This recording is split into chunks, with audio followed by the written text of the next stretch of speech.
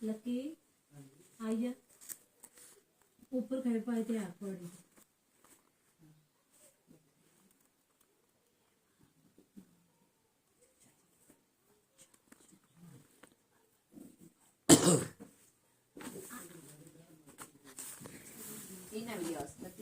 आइयो सब आइयो। लो जी महाराज अक्सर फूल रख लो अपने आप बैठ रहो आप वैसे ढके हुए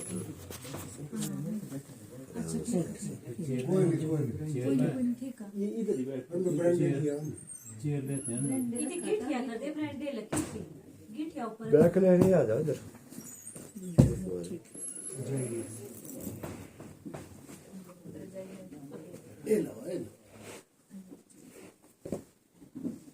ओम सशंख चक्रम सक्रीट कुंडलम सुपीत वस्त्रम सरसीरुहेक्षणम सहार वक्सा सल कौस्तुभ श्रियम नमामि विष्णु शिरसा चतुर्भुजम नारायणाय विद्महे वासुदेवाय धीमहि तन्नो विष्णु प्रचोदयात् श्री विष्णुवे नमः।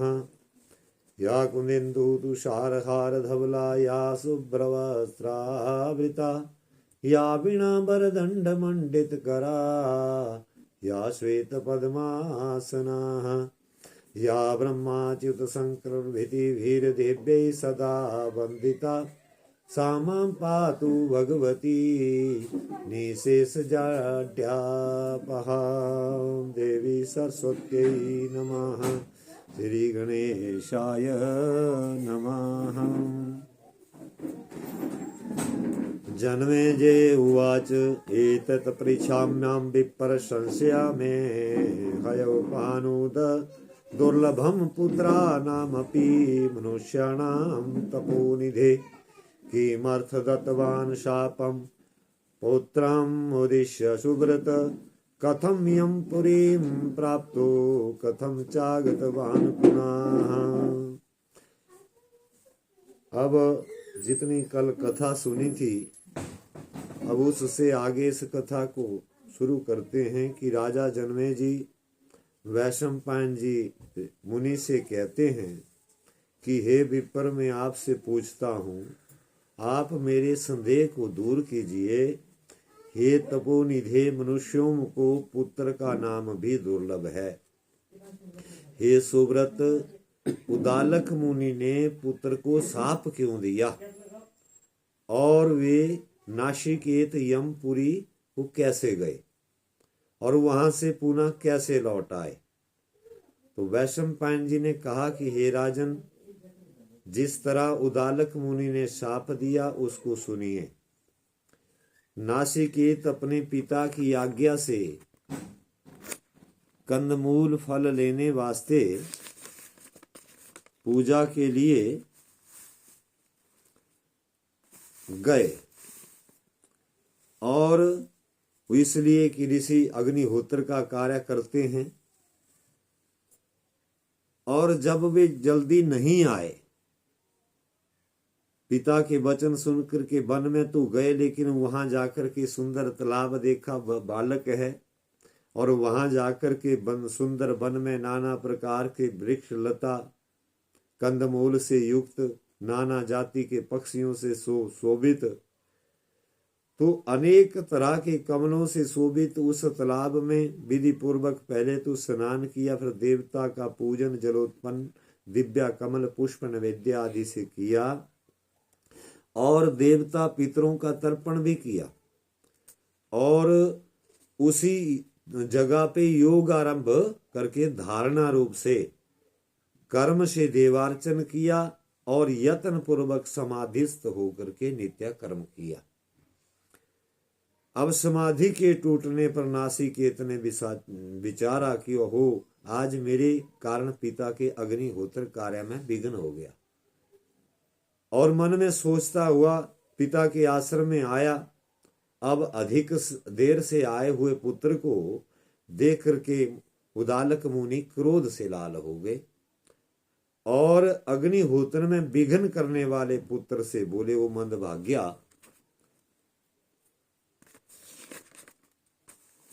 तूने फल वृक्ष मूल के वास्ते वन में जाकर के इतना समय क्या किया? तूने आज मेरी अग्निहोत्र कार्य में विघ्न कर दिया।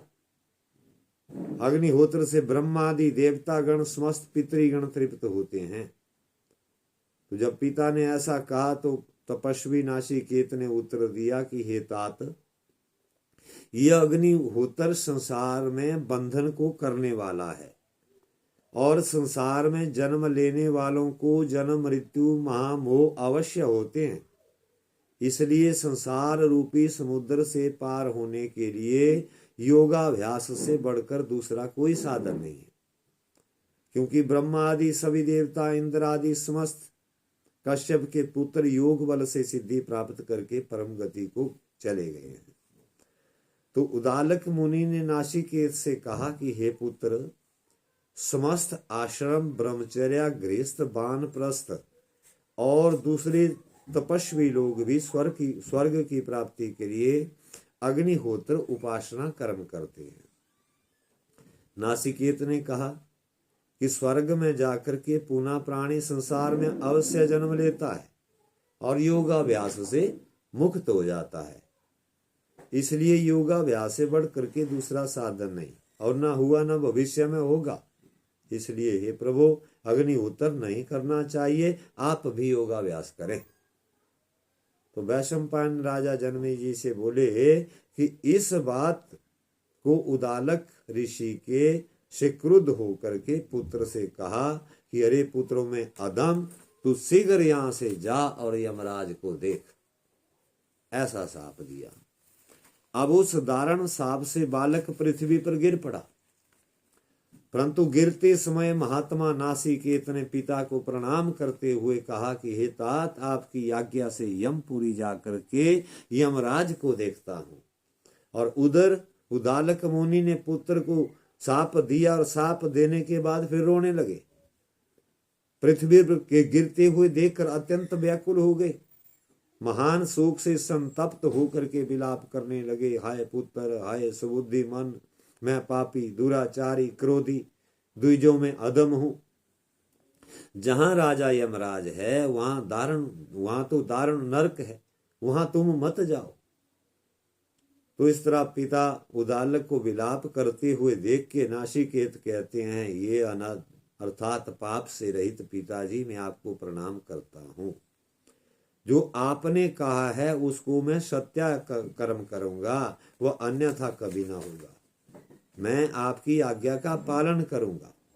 ये महामते, अब आप मुझसे इस तरह मना ना करें, क्योंकि सत्या से सूर्य नारायण प्रकाशित है और सत्या से ही पृथ्वी टिकी है, सत्या से ही अग्नि जलती है और ये समस्त जगत सत्या से प्रतिष्ठित है। 1000 अश्वमेध यज्ञ भी सत्या की बराबरी नहीं कर सकता। सत्या से ही स्वर्ग मिलता है, सत्या से ही मोक्ष मिलता है, और जो सत्या धर्म से हीन है उसका नरक में जाना अवश्य है, उसका पतन अवश्य होता है। इसलिए समस्त उपायों से शोक को त्याग करके चिर स्थिर करें, और मैं अभी यमपुरी और धर्मराज के मंदिर को देख करके आपके चरणों के समीप शीघ्र आऊंगा।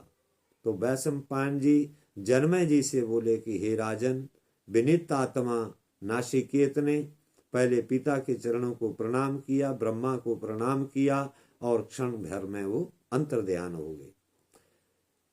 अब इस पिता उदालक मुनि इस तरह से साप को कहकर के विलाप कर रहे थे, और उधर नासिकेत वायु वेग से यमपुरी गए, और जहां राजा स्वयं यमराज है वहां जाकर के प्रज्वलित अग्नि के समान तेजवान एवं महाबली सूर्य पुत्र धर्मराज को सिंहासन पर विराजमान देखा। बोलिए सच्चिदानंद भगवान की जय। अब आज के समय में ना जो न्यू पीढ़ी है उनको तो ये चीज भी झूठ लगेगी, ऐसा हो ही नहीं सकता। आज जब छोटे थे और मेरा ख्याल 6वीं या 7वीं में पढ़ा थे, तम सब दिन आए कई दिन तक और गई पुआर सच्ची। और जब हट के आया तो हट नहीं आया था से ग्रां की आता से जबरिया खौड़ा साई पैक ने लिया ले, मैं थकीरा पानी लिया नहाना, तू क्या बैठी रही थी हैं? तो वो जो पुराने लोग पुआर जाते थे सो सारा ये जो दृश्य है इसमें लिखा, इस दृश्य को लोग ही सुना देते थे, एड़ा देखा कि नहीं एड़ा देखा। और आज के समय में एक तो पूर्ण आयु में मौतें नहीं होती, अल्प आयु में मौतें होती हैं, क्योंकि कलयुग में भी जैन केन प्रकरण करने से कम कहा गया है कि 100 साल अपनी आयु पूरी करे। अब वो क्या होगी, अब ये क्यों गया, कैसे गया, योगाभ्यास के द्वारा गया। ठीक है, तो शास्त्रों में हर चीज को बताया गया है, जो आज भी योगाभ्यास करेगा, योग वगैरह करेगा, ठीक है कि नहीं, तो 30 आयु बढ़ानी भैया अपनी, ठीक है ना। और योगाभ्यास उसका ज्यादा से ज्यादा बढ़ेगा, ध्यान लगाना शुरू करेगा, तो ध्यान लगाएगा तो तब जाकर के इन चीजों के दर्शन भी कर लेगा, और उसका जब ध्यान बढ़ेगा तब। और ऐसे तो वैसा ही लगेगा नहीं ये कुछ नहीं है। तो वैशंपायन जी आगे कह रहे हैं कि प्रविष्टस्तु समामध्ये विद्या विनय भूषिता तेन स्तोत्रम समारब्धम धर्मराजस्य शोभनम। नासिकेतुवाच नमस्ते धर्मराजाय त्रैलोक्यस्य पितामह सर्वलोकस्य संगोत्रे नमः सर्वहिताय च। मार्तंड सुनमे दिव्य देवाय मित तेजसे नमस्ते रवि भक्ताय निर्मलाय च ते नमः। वैशंपायन जी जन्मे जी से कहे कि हे राजन, बालक विद्या विनय से भूषित नासिकेत ने धर्मराज की सभा में जाकर के धर्मराज की सुंदर स्तोत्रों से स्तुति आरंभ की, और फिर बोले कि हे त्रिलोक्या के पितामह, हे धर्मराज में आपको नमस्कार है। समस्त लोक रक्षक, ये समस्त लोक हितकर्ता आपको नमस्कार है। आप सूर्य पुत्र, दिव्या देवता, अमित तेजस्वी और सूर्य के भक्त और निर्मल चित्त वाले हैं, आपके लिए नमस्कार है। सुंदर प्रभा से शोभित स्वरूप वाले, हे सुरपूजित, हे धर्माधिकारान, हे श्रीमन, ये बहुत रूपों को धारण करने वाले आपको नमस्कार है। आपके धर्म स्वरूप महात्मा स्वरूप के लिए नमस्कार है। पापों के नाशक ज्ञान विज्ञान के स्वरूप और धर्म मूर्ति आपको नमस्कार है।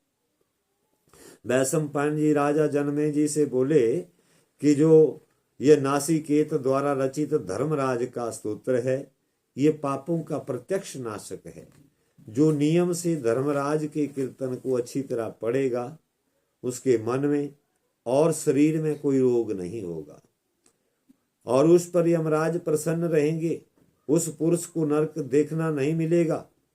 इस प्रकार वो ब्राह्मण नासिकेत से अपनी स्तुति सुनकर धर्मराज ने कहा कि हे विपिंदर, मैं तुमसे प्रसन्न हूं, तुम अपने आने का कारण कहो।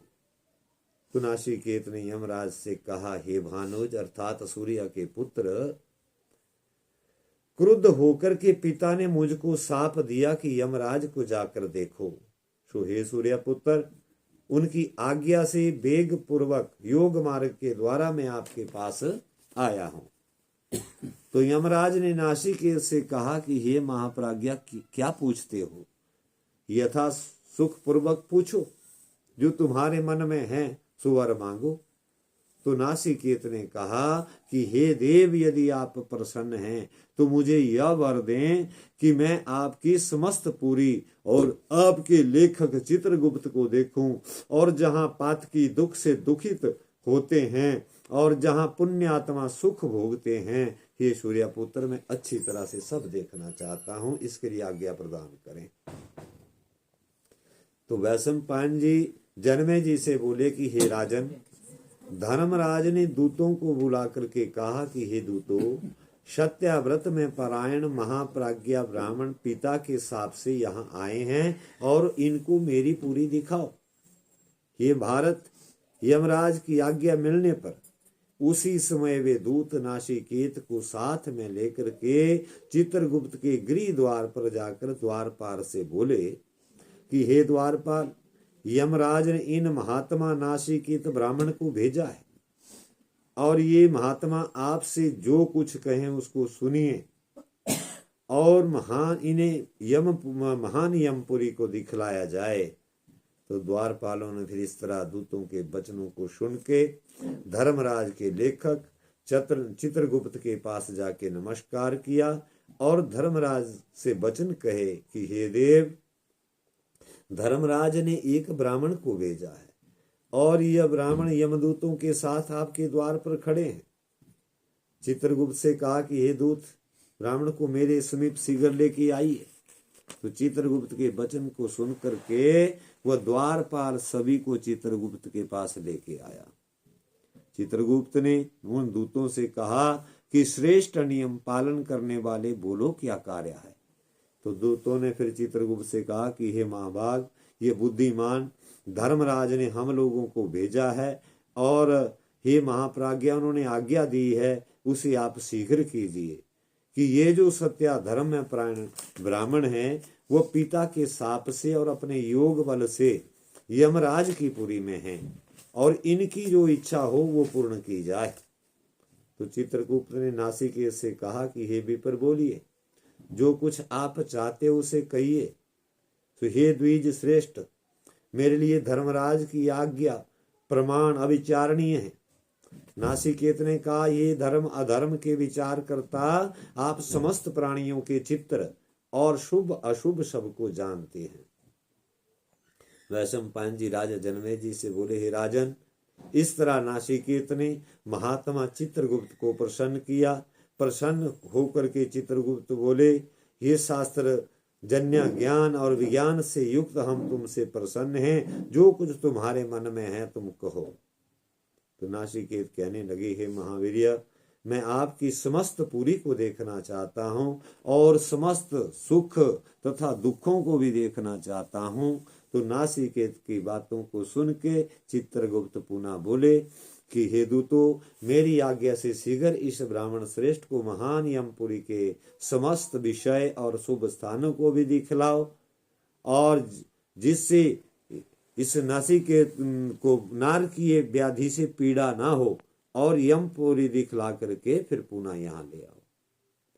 तो धर्मराज की आज्ञा से फिर चित्रगुप्त की आज्ञा मिलने पर शीघ्रगामी समस्त दूतों ने महान समस्त यमपुरी को दिखलाया और फिर चित्रगुप्त के सामने ले आए। फिर चित्रगुप्त ने दूतों से कहा कि हे दूतों, इनको धर्मराज के समीप लेके जाइए। तो वैशंपायन जी राजा से कहते हैं, राजन, नासिकेत ने चित्रगुप्त को प्रणाम किया और जहां यमराज स्थित थे फिर वहां गए।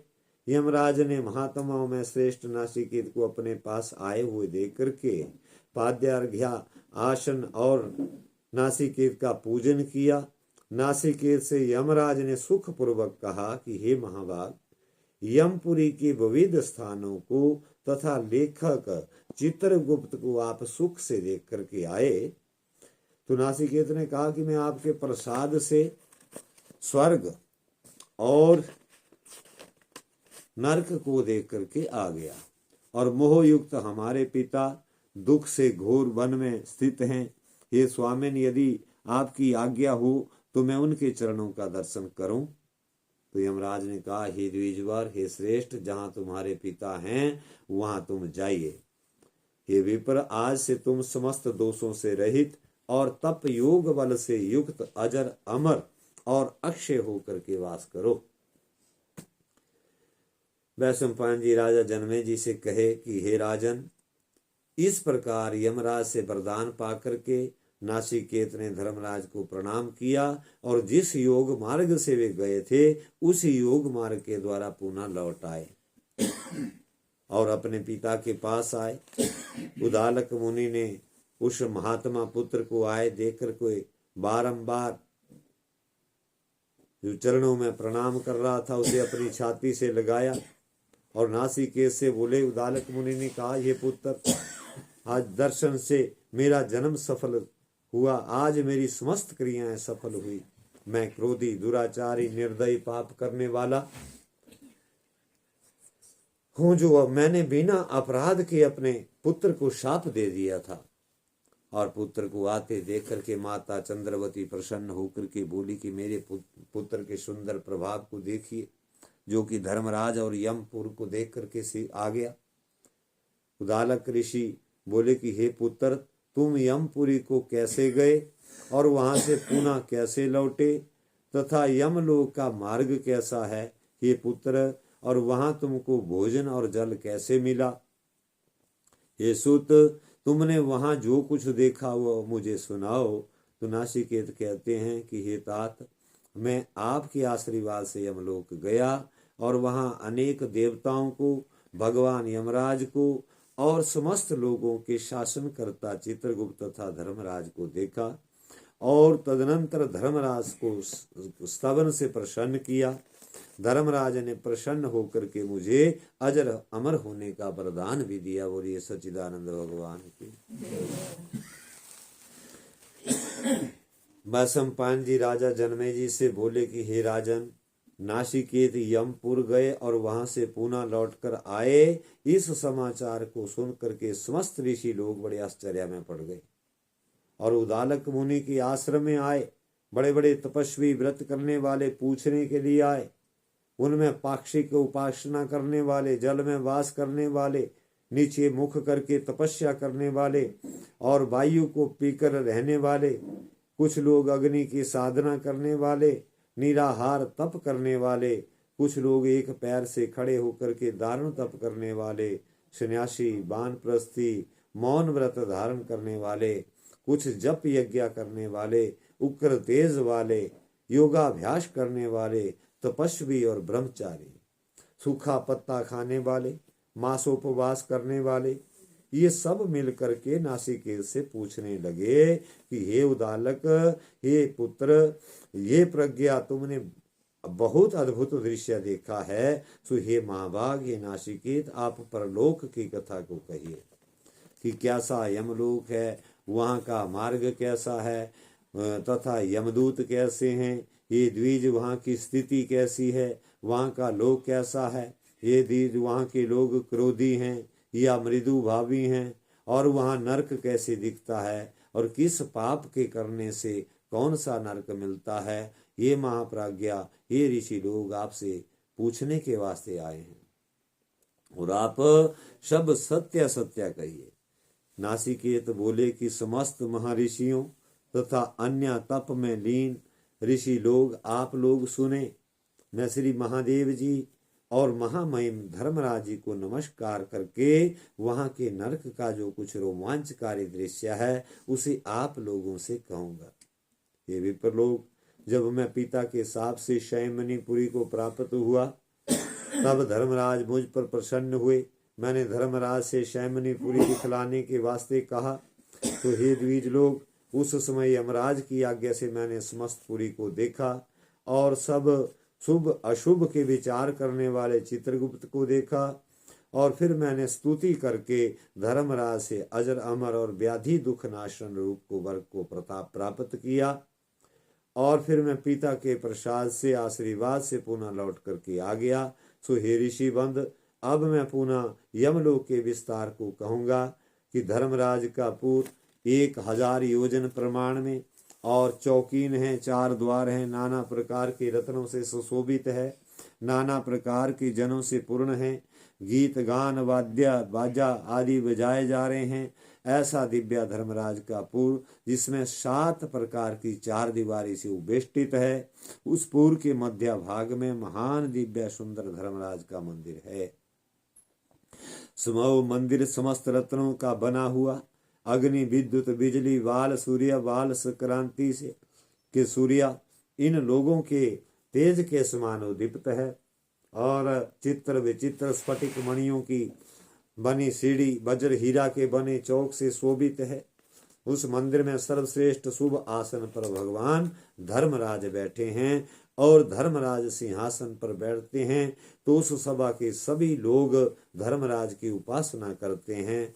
अप्सरागण, गंधर्व, विद्याधर, श्रेष्ठ नाग और शिव भक्ति में परायण लोग वहां पूर्व के द्वार से प्रवेश करते हैं, और जो लोग ग्रीष्म ऋतु में गर्मी में जल दान करने वाले माघ मास में अग्नि सेवन के लिए लकड़ी का दान करने वाले, काष्ठ का दान करने वाले और मार्ग के चलने से थके हुए विप्रों को आश्राम विश्राम देने वाले और दान धर्म में रत और क्रोध लोभ से रहित तथा पितर भक्ति में जो तत्पर और सदा गुरुजनों की पूजा में रत हैं, वे द्विज श्रेष्ठ सभी लोग वहां पूर्व द्वार से प्रवेश करते हैं।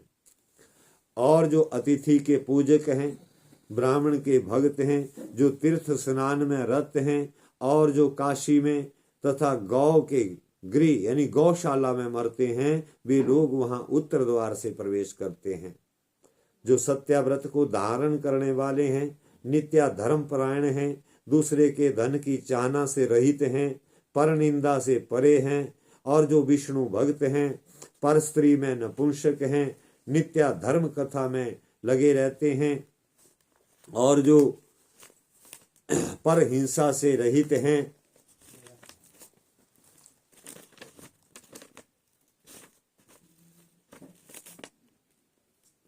ऐसे लोग वहां पश्चिम द्वार से प्रवेश करते हैं। और जो सदा झूठ बोलने वाले क्रूर हैं, गुरुदेवों के निंदक हैं, पुराण वेद विमाशा माता पिता के निंदक हैं, ये लोग वहां दक्षिण द्वार से प्रवेश करते हैं। और उस दक्षिण द्वार में उग्र महान हाहाकार होता रहता है और वो मैंने सुना है। उस द्वार में भयानक अंधकार है, नाना प्रकार के रोग हैं। उस दक्षिण द्वार पर पाप करने वाले लोगों को निर्दयता पूर्वक यमदूतों द्वारा मुद्गर और लोदंड से पीटा जाता है। बोलिए सच्चिदानंद भगवान की। अब नासिकेत कहते हैं, द्विज, जहाँ पर अनेक प्रकार के पीड़ा देने वाले महाघोर कुंभीपाक आदि 21 नरकों को मैंने देखा, उनको मैं कहता हूँ, आप लोग सुनिए। इस समय में उन नरकों का वर्णन अर्थात नरकों के नाम लेने से भी भयभीत हो रहा हूँ और उनमें गिराए गए प्राणियों को कितना कष्ट होता होगा यह मैं नहीं कह सकता। उन 21 नरकों के नाम कुंभीपाक, अवीची, महारौरव और महाधोर, दारुण, रोमांचकारी। हालांकि ये कथा गरुड़ पुराण में आगे आ जाती है, तो चलो जिन लोगों ने नहीं सुनी है वो सुन लें। और इस प्रकार के ये 21 नरक और इस लोक में पशु पक्षी को जान से मार करके पकाने वाले, उनको यमदूत परलोक में जिस तरह गर्म तेल से पकाते हैं, उस नरक का नाम कुंभीपाक है। और झूठी गवाही देने से निराधार नीचे सिर करके जिस सुख रहित स्थान में गिराए जाते हैं, उसका नाम अवीची है। और जो गुरु पत्नी और देव द्रव्य का हरण करता है, उसको तांबा के संपुट में अंदर रख करके खैर की लकड़ी की आंच से जिस स्थान में गार तप्त भूमि, असी पत्र वन, पूय पूर्ण नदी और कृमियों से कृमिपूर कूप, विष्ठा पूर्ण कूप और कर्ण नाशा विकर्तन, घृत पाक, गुड़ पाक, संतप्त बालुक और क्षूरवर्धक, पर्वतारोहण, शूलारोहण और तप्त संदर्शक लो शस्त्र से अग्रभाग से जिस स्थान में नेत्र निकाले जाते हैं, उस स्थान का नाम नेत्रोत्पाटन है। इन 21 नरकों में मैंने ब्रह्म हत्यारे, गौ हत्यारे, माता पिता का वध करने वाले, मित्र को विश्वास दिला करके विश्वासघात करने वाले, गर्भ गिराने वाले, इनको देखा है।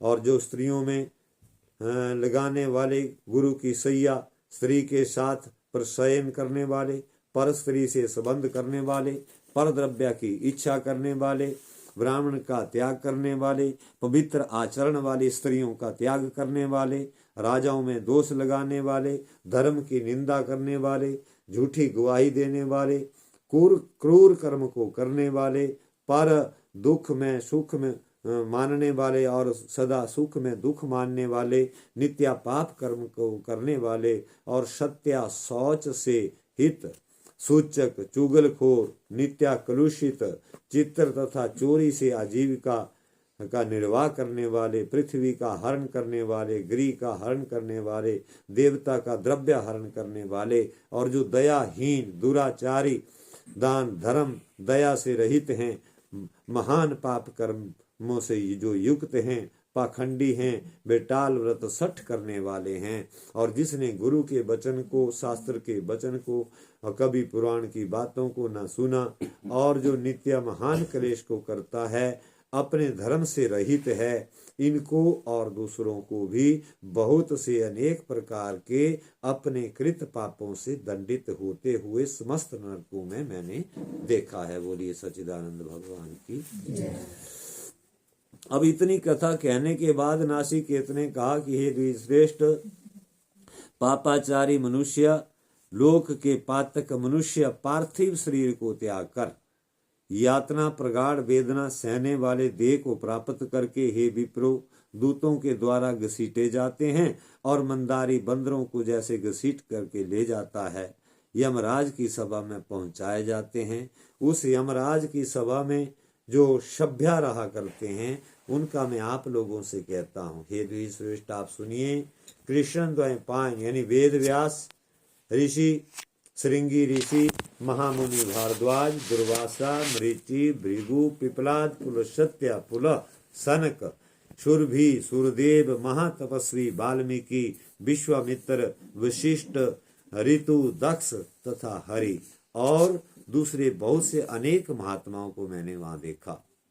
ये वेद वेता, संशय को दूर करने वाले ब्राह्मण लोग सदा यमराज के साथ बैठ करके धर्म अधर्म का विचार करते हैं और पापियों के पाप का निर्णय करके यमदूतों के द्वारा दंड देते हैं। और जो ब्रह्म हत्या करने वाले हैं, उनको कुंभीपाक नरक में, जो गो हत्या करने वाले, कृतघ्न और स्त्रियों को गर्भ को गिराने वाले लोगों को यमदूत भयंकर कुल्लू में पेर देते हैं।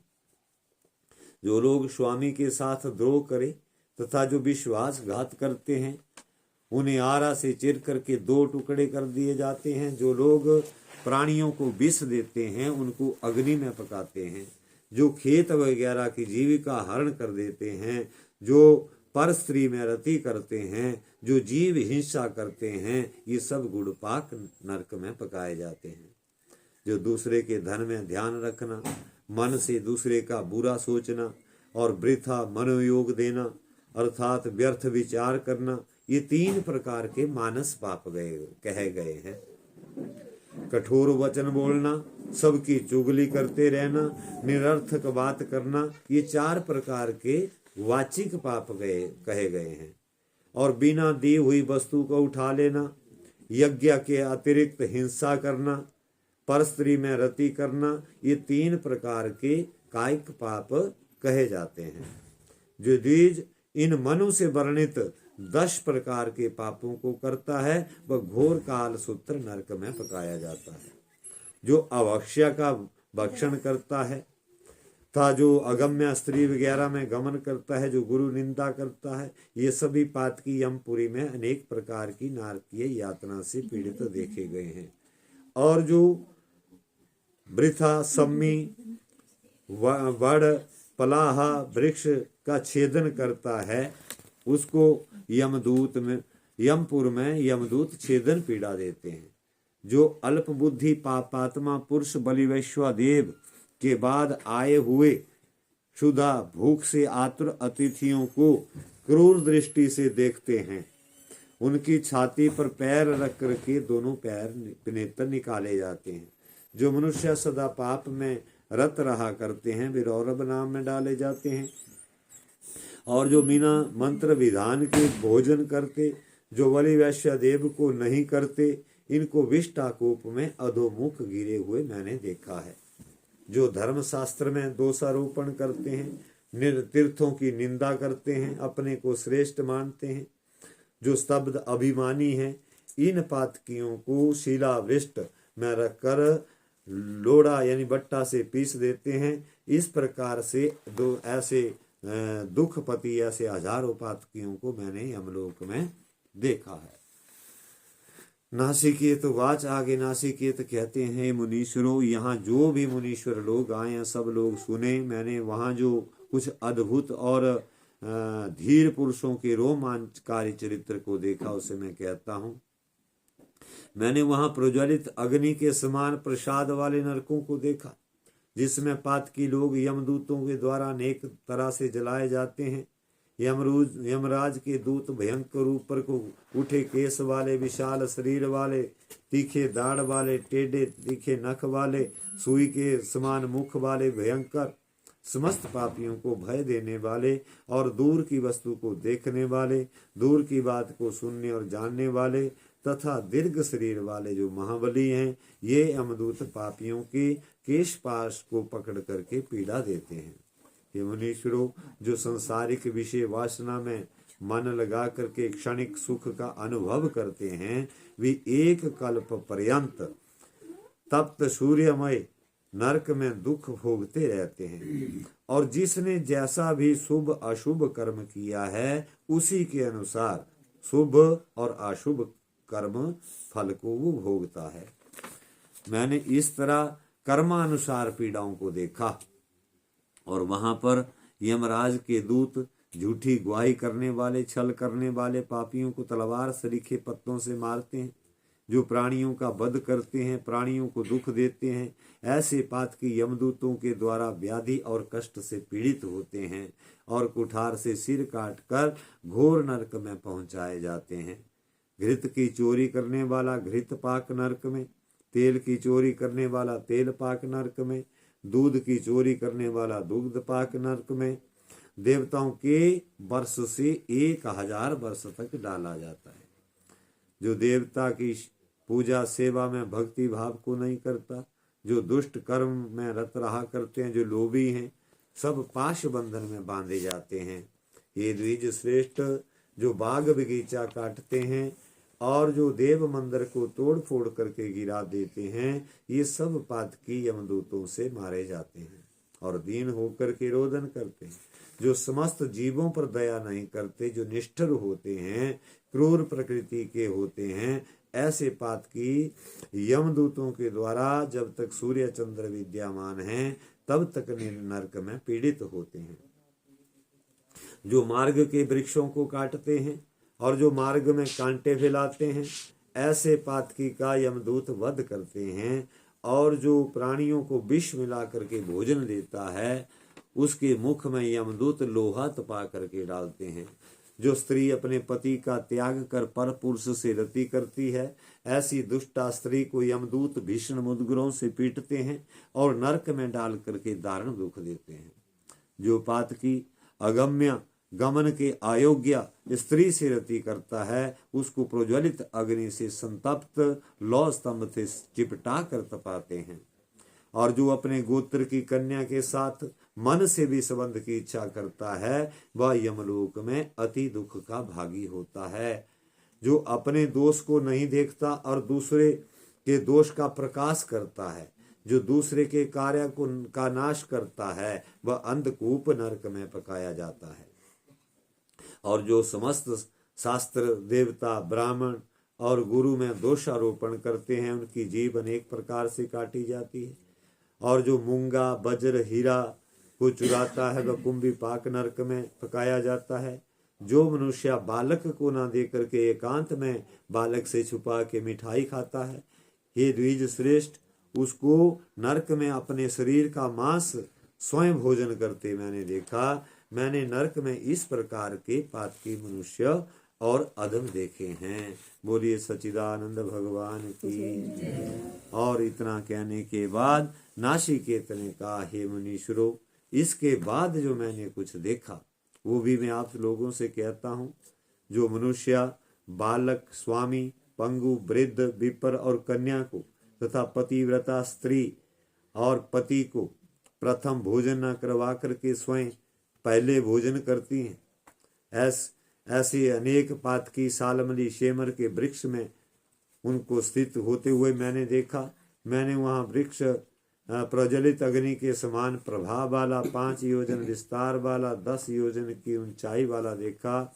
उस वृक्ष में पातकियों को बांधकर यमदूत वज्रदंड मुद्गर से पीटते हैं, मारते मारते सिर फोड़ डालते हैं।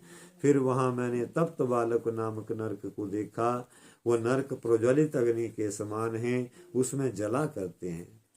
जो पातकी आत्मघात करते हैं, सत्या धर्म से रहित हैं, ऐसे पापियों के हाथ पैर बांध दिए जाते हैं और ये पातकी वहाँ क्षुधा भूख से पीड़ित होते हैं। जो अपने धर्म का त्याग कर दूसरे को के धर्म को ग्रहण करते हैं, ऐसे पातकियों को तप्त बालक नरक में गिरे हुए मैंने देखा।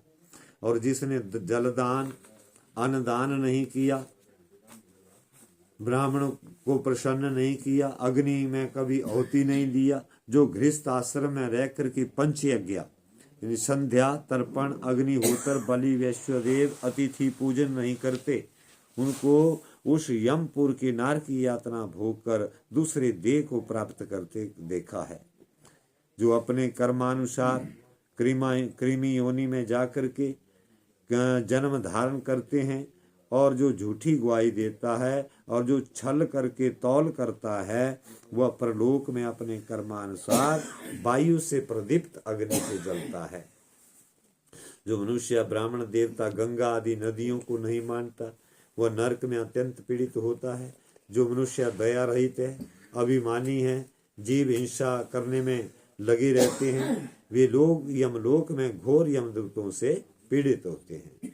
और जो नराधम लोग मौसी के पुत्रों को, गुरु के पुत्रों को और भाई के समान नहीं मानते, वे लोग परलोक में महाघोर दंडधारी यमदूतों द्वारा बद और बंधन आदि कष्टों से अत्यंत पीड़ित होते हैं। ये द्विज, ये सब कौतूहल मैंने वहां देखा है। बोलिए सच्चिदानंद भगवान की जय। नासिकेत कहते हैं, हे मुनीश्वरों, इसके बाद जो कुछ यमराज का शासन देखा उसको मैं कहता हूँ।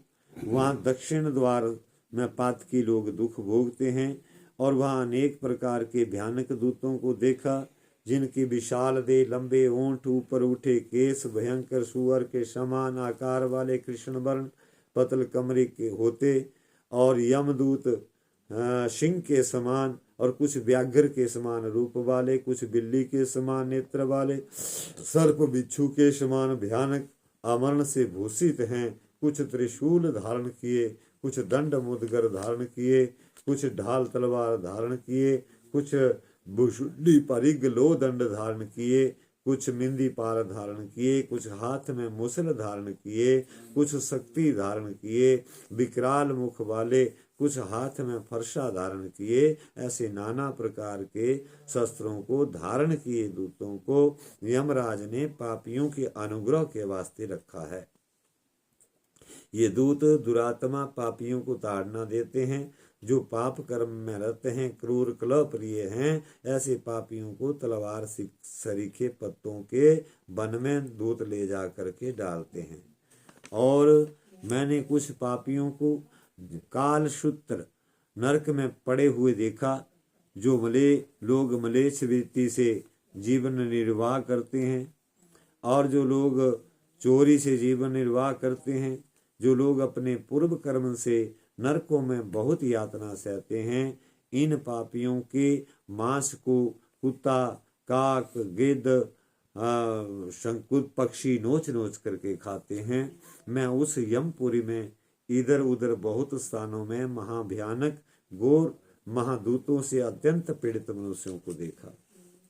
मैंने एक समय भैंसा पर सवार महाबली पराक्रमी सूर्य के पुत्र यमराज को देखा।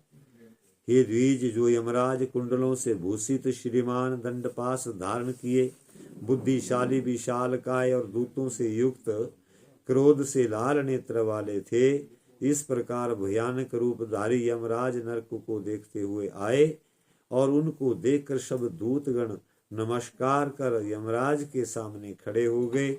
तो उस समय उन दूतों से यमराज ने कहा, हे दूतों, मेरी बात सुनो और शीघ्र उसके अनुसार काम करो। क्या कि इस समय पृथ्वी पर धर्म से हीन घोर राक्षस लोग वास करते हैं और उन महाबली राक्षसों को लेकर के आओ और जिनसे तुम लोग डरना नहीं। ऐसा यमराज के कहने से वे दूत बड़े वेग से पृथ्वी तल में गए और जहां वे दानव स्थित थे वहां सब मिलकर आए। उन राक्षसों के साथ दूतों का पास, तोमर, मुदगर और शस्त्रों के द्वारा युद्ध हुआ। बाणों से, लोदंडों से, तलवारों से, शूलों से, विशुंडियों से। ऐसा भयानक युद्ध हुआ जिसे देख कर के शरीर के सभी रोम खड़े हो गए।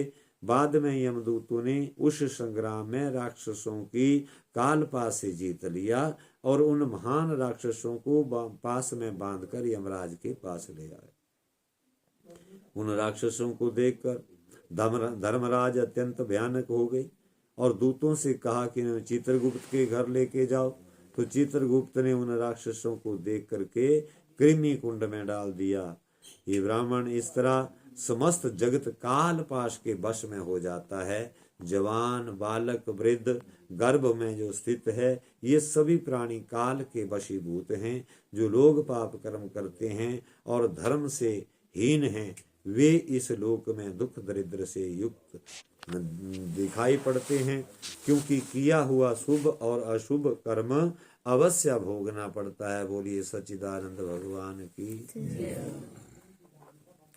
और आगे फिर नासिकेत कहते हैं, हे द्विज श्रेष्ठ, उस यमपुरी में मन को प्रसन्न करने वाले मैंने धर्मात्माओं को देखा, जो कि धर्मराज की आज्ञा से अपने किए कर्म फल को भोग रहे हैं।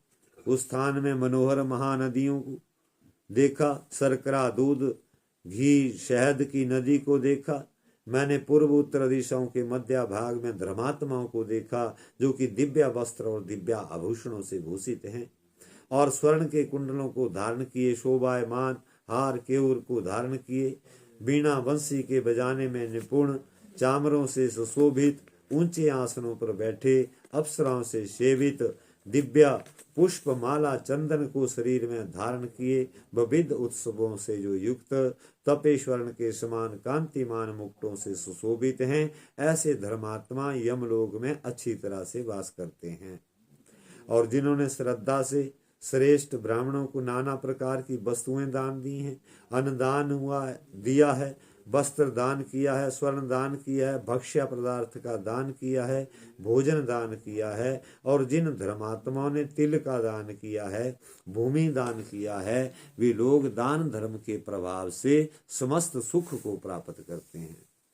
और जो लोग वर्ण धर्म, आश्रम धर्म का निर्वाह करने वाले, जो निज धर्म का पालन करने वाले, जो वैश्वदेव के अंत में आए हुए अतिथियों का पूजन करते हैं, और जो लोग अपने धर्म में स्थित रहकर के दया नम्रता से युक्त हैं, संध्या उपासना वेदा ध्यान कर्म करते हैं, जो नर श्रेष्ठ गौ ब्राह्मण स्त्री का कष्ट से उद्धार करते हैं, जो वेद शास्त्र का श्रवण करते हैं, जो ब्राह्मण की सेवा करते हैं, जो सदा संयम में रह करके तीर्थ यात्रा करते हैं, तथा क्रोध लोभ से जो रहित हैं, जो पंचाग्नि का सेवन करते हैं, और जिसने कन्यादान किया तथा धर्मार्थ वृक्ष लगाए हैं, जो सन्यासी हैं, योगी हैं, निराहार व्रत करते हैं, और जो लोग अकाल पड़ने पर अन्न दान करते हैं, और सुभिक्ष सुकाल में स्वर्ण दान करते हैं, हेमंत ऋतु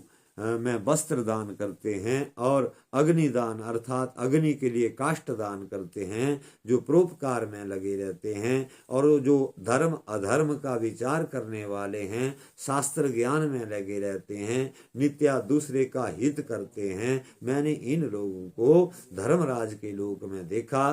तो हे ब्राह्मण, इसमें संशय नहीं। बोलिए सच्चिदानंद भगवान की जय।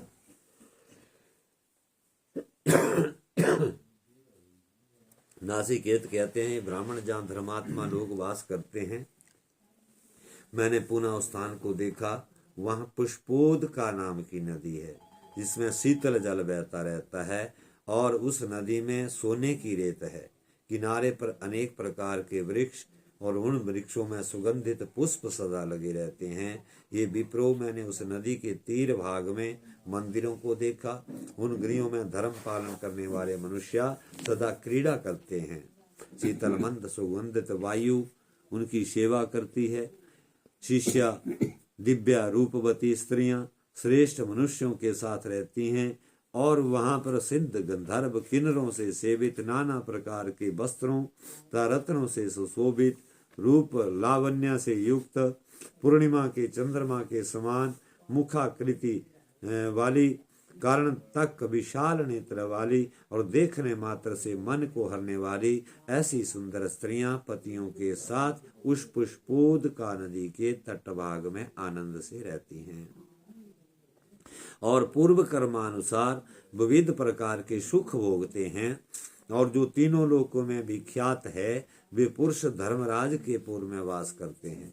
52 पुरुषों को तो भूख, प्यास, गर्मी और शीत का भय, जरा, वृद्धत्व और मृत्यु, स्पेद वालों का दुख नहीं होता। इस प्रकार के उत्तम सुख पूर्व जन्म के कृत कर्मों के द्वारा प्रस्तुत करते हैं। और जो पापात्मा दुराचारी हैं तथा समस्त जीवों की निंदा करते हैं वे सर्वत्र दुखित रहा करते हैं। जो विष्णु की भक्ति को करते हैं, विष्णु के ध्यान में मगन रहते हैं,